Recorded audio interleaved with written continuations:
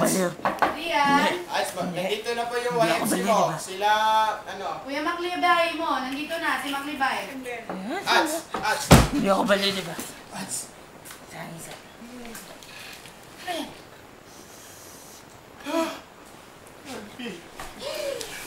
Ano? Utang na ka. Ano po? Anong ginagawa mo sa buhay mo? Wala akong ginagawa. Hindi kita pinaaral para maging masaya ka. Ganito mo ako. Hintay mo pa yaan na siya. Hindi po ako nag-aaral, di ba? Palangiya ka. May TV ako. Sinisira mo. May TV ka. Dahil sa'yo. Utang na. Uy. Utang na. Anak. Utang na. Sinisira mo kayo mo, anak. Hindi ko po sinisira buhay ko. Wala akong Hayaan natin siya, inay. Ano hayaan? Ano hayaan? Rugby ang ginagamit niya. Bakit rugby? Sabi ko siya bulang. Shabu!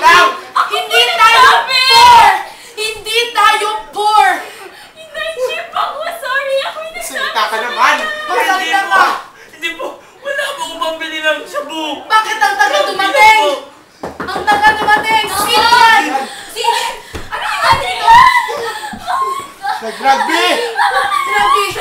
Yan ang YFC! Akala ko president ka! YMC? Ano yan? Wala! Ba't hindi mo sinabi? Nag-addict si Maklibay. Ba't hindi mo sinabi ng addict yan? Kaya pala! Ha? Umalis na kayo dito! Wala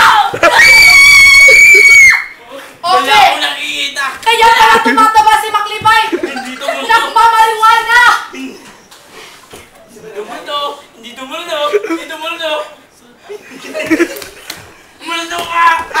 Anak! Umalis ka dyan. Multo yan. Sinisira mo ang bahay ni Mamasing!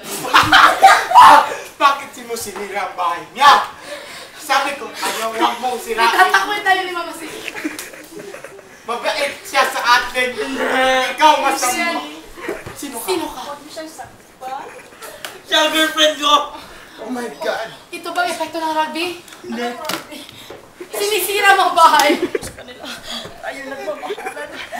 Hindi mo sinabi sa amin na isyota ka pala. Hindi mo man lang dinala sa amin sa bahay mo. John Lloyd!